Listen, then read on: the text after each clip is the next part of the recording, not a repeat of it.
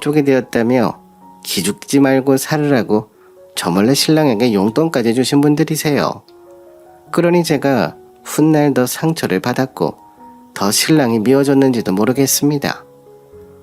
저희 부모님은 마치 죽은 오빠를 대하듯 아들처럼 사위를 생각하셨고 정말 진심으로 대하셨어요. 저보고도 사업이 잘 안 돼서 가장 속상한 사람은 바로 너희 남편일 거야. 너무 사위한테 잔소리하지 말고 너무 힘들면 우리 집으로 들어와서 살던가 아님 엄마 아빠가 도와줄게. 농원도 정리 한번 할 때 됐지. 이제 우리 둘이서 하기엔 엄마 아빠도 힘이 붙여 하시는 겁니다. 누가 봐도 저희를 위해서 농원을 파신다는 이야기였습니다. 한평생을 해오신 일인데 말이죠. 저희 부모님은 정말 저희 신랑을 아끼고 사랑하셨어요. 제가 싸워도 늘 신랑 편이셨죠. 신랑은 그런 부모님의 마음을 받고 더 잘하려고 애썼습니다. 처음에는 오빠가 죽고 나서 부모님이 적적하실까봐 자주 찾아뵙는다고만 생각했어요. 명절에는 신랑은 시어머니한테 우리 처갓집 우리까지 안 가면 정말 적적해 하실 거야. 우리 집에는 형들도 있지만 이제 우리밖에 없으셔. 그러니까 아침 제사 끝나면 바로 갈게요. 하는 겁니다. 저는 신랑이 이런 말을 해줘서 진심으로 고마웠죠. 사실 다른 날은 몰라도 명절에는 저희 부모님도 얼마나 오빠가 그립고 힘드시겠어요. 그런 부모님 마음을 신랑이 먼저 알아봐주고 시어머니한테 먼저 이야기를 꺼내주니 눈물이 날 만큼 고마웠어요. 그렇게 한 달이라는 시간이 지났습니다. 다른 주말과 마찬가지로 주말이라서 친정에 갔습니다. 별일 없으면 주말마다 농원에서 부모님 일을 도와드리는 게 저희 부부의 일과였어요. 근데 저녁 시간이 되어 가는데 친구랑 통화한다고 나간 신랑이 안 들어오는 겁니다. 그래서 저는 신랑을 찾기 위해 농원을 들어갔다가 한쪽 구석에서 신랑이 통화하는 걸 들었어요. 신랑은 매우 밝은 목소리로 통화를 하길래 무슨 좋은 이야기가 있길래 저렇게 목소리가 신이 났지? 생각을 하고 몰래 다가갔어요. 하지만 신랑이 친구랑 통화하는 걸 우연히 엿듣고 저는 그 자리에서 주저앉았습니다. 이 사람은 다 계획이 있었구나. 모든 게 진심이 아니었구나. 그저 우리 가족이 돈벌이였구나. 정말 내가 이런 사람을 믿고 살았다니 내가 멍청했어. 라는 생각이 들었습니다. 정말 제 두 귀를 의심할 만한 이야기를 하는 겁니다. 신랑은 제일 친한 친구와 통화를 하면서 매우 큰 소리로 웃으면서 통화했고 혼자 있다 생각해 그런지 매우 솔직하게 이야기하더라고요. 저는 이 통화를 통해서 신랑의 속마음을 알게 됐죠.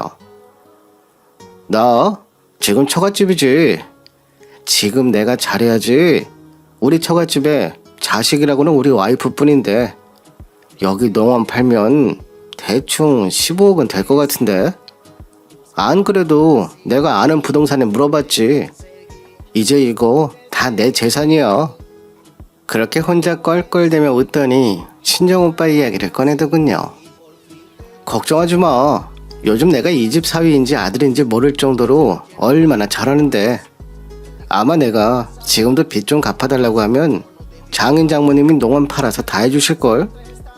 너도 알잖아. 결혼 초반에 형님이 나한테 돈 주면서 뭐라고 했는지.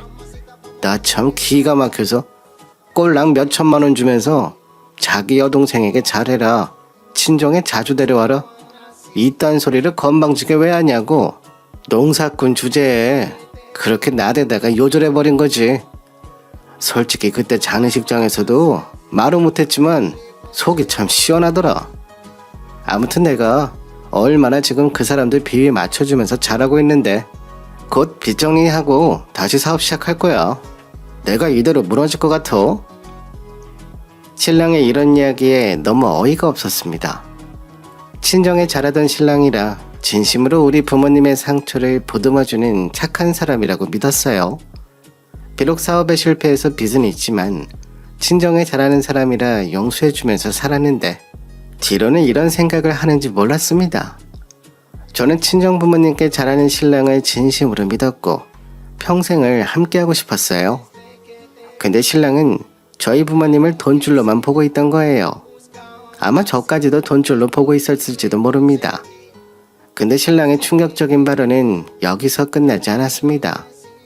신랑의 이어진 말은 정말 충격적이었어요. 사실 형님이 한 분 계셔서 물려받을 재산이 줄어들까 걱정했는데 신이 나에게 이 재산 몽땅 주려고 사고가 났나 봐. 형님 돌아가셨잖아. 안 그래도 형님이 이 재산 독식할까 봐 걱정이었는데 완전 잘 됐지. 이제 와이프만 잘 꼬시면 이 재산 다 내 거야. 너는 네 와이프 이런 농원 없지? 나는 우리 와이프가 농원 물려받으면 그깟 5억 금방이야. 저는 더 이상 신랑의 망언을 듣고 있을 수 없었습니다. 제가 눈앞에 나타나자 신랑은 놀라서 전화기를 떨어뜨렸습니다. 정말 귀신이라도 본 얼굴을 하고 있더라고요. 당신 지금 이게 무슨 소리야? 뭐? 엄마 아빠가 평생 일한 농원이 왜 당신 건데? 지금 당신 무슨 소리라는 거야? 이래서 주말마다 친정에 온 거였어? 난 진짜 당신이 우리 부모님을 위하는 사람이라 여겼는데 정말 당신 최악이다. 아니야, 네가 잘못 들은 거야. 그리고 친구들 앞에서 괜히 허세 부린 거지. 나 사업 실패했다고 하도 친구들이 불쌍하게 여기니까 당신은 왜 통화하는 거 엿듣고 그래? 당신이 이런 사람인 줄 몰랐어. 그래서 그렇게 빚을 지고도 당당하게 군 거였어? 이 농원이 당신 거가 될 거라 믿었어? 그래서 우리 오빠 죽어서 나누지 않게 돼서 좋아? 당신이 인간이야? 아니야, 당신이 오해하는 거야. 내가 언제 그런 말까지 했냐? 나 그 정도로 인간 쓰레기 아니다. 내가 진짜 진심으로 장인 장모님한테 잘하는 거 당신도 알잖아. 나 형님 돌아가시고 우리 집보다 처갓집에 훨씬 더 신경 많이 쓰는 거 알잖아. 신랑은 정말 무릎 꿇고 저에게 사과를 했고 제가 오해하는 거라고 몇 번이나 사정을 했어요. 하지만 저는 제가 잘못 들었다고 생각하지 않아요. 그 순간 너무 어이가 없고 정말 제 귀를 의심하는 소리를 해서 미처 녹음을 할 여력이 없었어요. 그 순간 녹음했다면 신랑이나 시어머니한테 큰 소리를 쳤을 텐데 말이죠. 근데 사람이 너무 놀라니 아무 생각도 못 하더라고요. 신랑의 이런 통화 내용을 듣고 신랑이랑 더 이상 같이 있기가 싫었어요. 저는 신랑이랑 이혼하려고 신랑에게 합의 이혼서를 줬고 그걸 신랑은 시어머니한테 이야기를 했더라고요. 시어머니가 찾아오셔서 우리 아들은 너밖에 없는데 네가 이렇게 우리 아들 버리면 어떡하니? 우리 아들 그런 못된 사람 절대 아니다. 그런 생각 가지고 사는 애가 아니라고. 우리 아들 한 번만 봐줘. 너희 집에 정말 잘했잖아. 하면서 아들을 한 번만 봐달라고 사정사정 하시는 겁니다. 어머니 아들이 저희 오빠 죽어서 저희 친정재산 자기 것처럼 이야기하는 거 제가 제 귀로 똑똑히 들었어요. 저한테 어떤 오빠였는데 그런 말을 할 수가 있어요. 저 죽고라도 재산부터 찾을 사람이라 같이 살기 싫어요. 아니 너는 우리 아들을 무슨 그런 사람으로 보니? 우리 아들이 얼마나 착한데. 그리고 설사 그런 말을 했다고 해도 너희 둘 사이엔 애도 있고 지금 와서 이혼한다고 하면 너희 부모님은 좋아하시겠니? 우리 애가 너를 때리긴 했니? 바람을 폈니?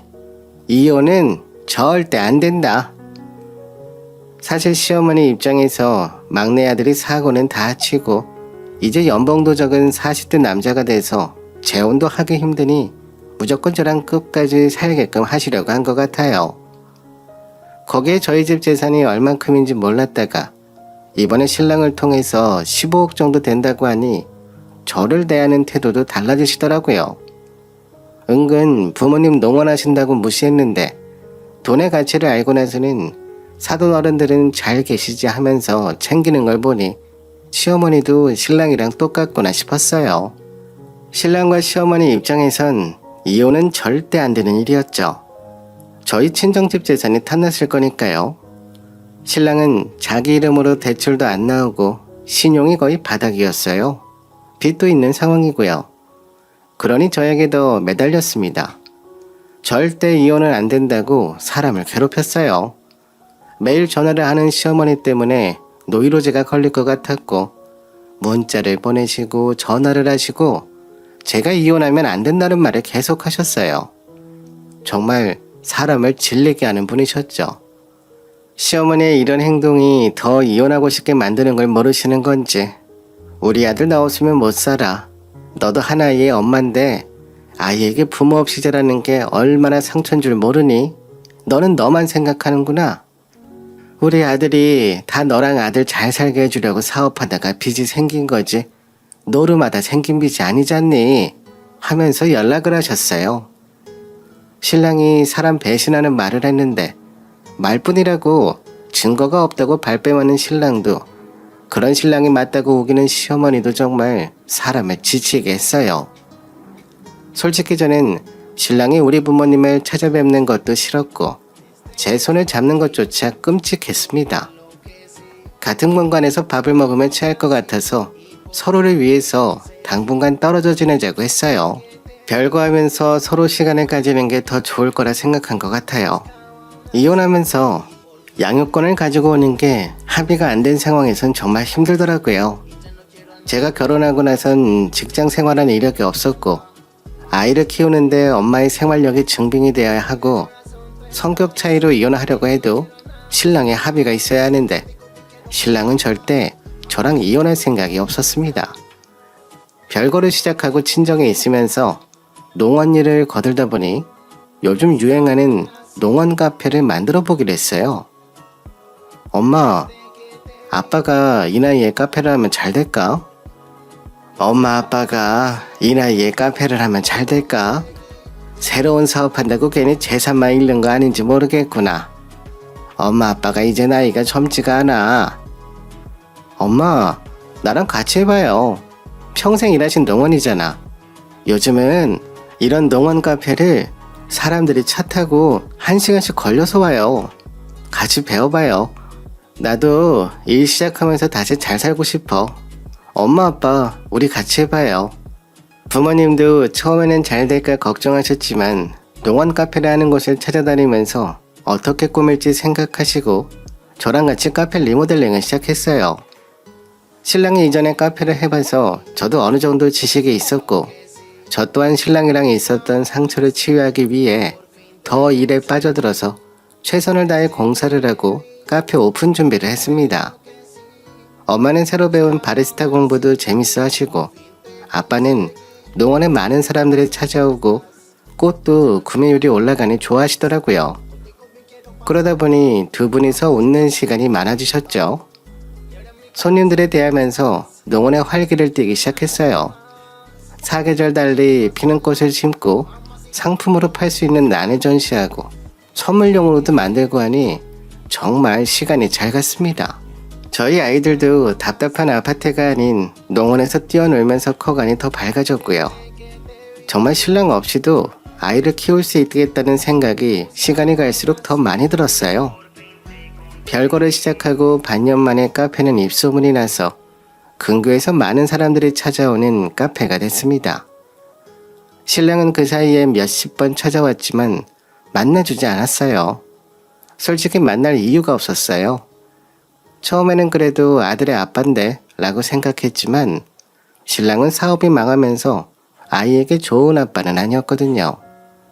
주말에도 바쁘고 평일에도 바쁘고 아이를 케어하고 같이 놀러 다니고 하는 건 다 제 몫이었어요. 그러다 보니 아이도 아빠를 찾는 일이 없었습니다. 신랑은 계속 저에게 연락하고 찾아오고 했지만 여전히 신랑이랑 마주하는 게 힘들었어요. 여보, 아직도 내가 미워? 그래도 우리 부부인데 우리 아들을 생각해서라도 나를 용서해주면 안 돼?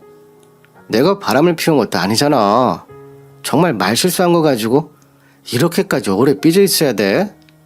내가 잘못했다고 빌고 또 빌었잖아. 나는 아직도 당신이랑 있으면 손이 떨려. 심장이 진정이 안 돼. 당신은 나를 돈으로 보고 우리 집을 당신 빚 갚는 데 필요한 도구로 보는 것 같아서 당신이 친정에 오는 것조차 싫어. 저는 시간이 지나도 그런 말을 했던 신랑을 용서할 수가 없었어요. 신랑에게 들었는지 카페가 어느 정도 매출이 나오자 시어머니가 찾아오셨더라고요. 우리 아들에게 들었다. 너희 친정 부모님 카페가 연매출이 어마어마하다던데. 그럼 우리 아들 이름으로 된 빚 좀 갚아야지. 어떻게 너는 신랑을 나 몰라라 하니? 어머니, 제가 그 빚을 왜 갚나요? 지금 별거 중인데 이혼을 할지 말지 고민 중인데 왜 제가 그 빚을 갚아줘야 되죠?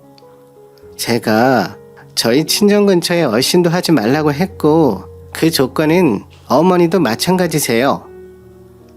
너는 애가 어디서 시애미한테 그런 말버릇이야? 우리 아들이 이해해줘서 친정에 내려와 반년간 살았으면 다 우리 덕인 거지. 당장 연매출의 절반 우리 아들 앞으로 이체하려. 부부라면 빚도 같이 갚아야지. 당연히 해야 될 일이야. 그리고 자식이 있는데 무슨 이혼이야. 우리 아들이 뭘 그리 잘못했다고? 하면서 큰 소리를 치시는 겁니다. 저는 너무 화가 나서 당장 나가세요. 저 시어머니도 지금 안 보고 싶고 애 아빠도 안 보고 싶어요. 저희 이혼하든 말든 저희가 알아서 할 테니 어머니 아들한테 가세요. 며느리는 늘 남이라고 하셨잖아요. 그 말에 시어머니는 열이 받으셨는지 옆에 화분이며 커피잔이며 다 던지시는 겁니다. 한순간에 가게 안이 엉망진창이 됐어요. 거기에 제 머리에 커피잔이 부딪혔고 저는 바로 상해죄로 고소했습니다. 거기에 영업 방해죄까지 더해서 말이죠. 이 모든 상황을 저는 신랑에게 말했고 신랑은 저에게 한 번만 용서해달라고 했지만 용서할 생각이 없었습니다. 시어머니는 처음에는 자기가 안 그랬다고 아들에게 발뺌하시다가 증거 영상을 보여주자 더 이상 발뺌을 못하자 저에게 무릎 꿇고 비셨어요. 아니, 내가 한순간 너무 화가 나서 그랬어. 정말 내가 억한 심정이 안 들었겠니? 우리 아들은 너랑 같이 살면서 사업하다 빚만 지고 있는데 너는 친정에서 사업 잘 돼서 혼자 잘 살겠다 하는데 너라면 화가 안 나겠어? 그래서 제가 신랑이 사업한다 했을 때 저도 말렸는데 제 말 듣지도 않고 신랑이 퇴직한 거고요. 사업도 본인이 다 알아보고 한 일인데 왜 제가 지금 와서 신랑 빚을 갚아줘야 되죠? 솔직히 이혼 소송하기 힘들었는데 어머니 덕분에 이혼할 수 있을 것 같아요. 여보, 우리 엄마가 정말 잘못했어. 그러니까 한 번만 봐줘. 엄마가 당신에게 일부러 커피잔 던진 게 아니잖아. 가족끼리 그러면 안 되지. 누가 가족인데? 이제 이혼하면 어머님이랑 나는 남인데. 그리고 당신이 영상 봐봐. 어머니는 정확하게 나를 향해 커피잔을 던졌어. 그대로 신랑과 시어머니는 저도 찾아오고 저희 부모님도 찾아가고 법적 고소를 풀어달라고 했고 저는 이 일을 계기로 합의 이혼을 하자고 했습니다. 물론 양육권까지 제가 가지고 오는 걸로 합의를 받습니다. 신랑은 매일 저에게 문자를 보내고 전화를 걸어서 본인을 용서해달라고 버리지 말라고 말했지만 아들을 생각해도 저 혼자 키우는 게 더 잘 키울 것 같았어요. 저는 이혼을 하고 신랑은 시어머니랑 변호사 비용으로 싸우다가 시어머니한테 버림받고 막노동을 한다고 하더라고요. 그나마 다니던 직장도 마음에 안 든다고 퇴직하고 또 사업한다고 하다가 모든 가족들과 인연이 끊겼다고 했어요. 저는 본격적으로 농원과 카페를 키우면서 행복하게 지내고 있습니다. 어릴 때는 몰랐는데 제 마음의 상처를 난과 꽃들이 많이 치유해줬어요. 농원에서 식물들과 지내다 보니 저도 저희 부모님도 마음속의 상처들을 이겨낼 수 있었어요. 3년이라는 시간이 지나면 신랑이 재산 소송을 할 수 없을 때 친정 부모님이 농원과 가게를 물려주신다고 하네요. 저희 시어머니 성격상 제가 지금 친정 농원을 물려받으면 온 변호사를 다 동원해서 재산 분할을 하려고 할 거라 변호사분이 적어도 3년 이상 시간이 지났을 때 재산을 물려받는 게 좋다고 하더라고요. 그래서 그렇게 하려고 준비 중입니다. 아직도 정신을 못 차린 신랑은 이혼하고 나서도 연락은 하지만 저는 그 사람을 용서할 생각이 없어요. 그 사람의 말 한마디에 얼마나 상처를 받았고, 사람이라면 절대 해서는 안 될 말을 한 사람을 이해할 수도 평생 용서할 수도 없을 것 같아요.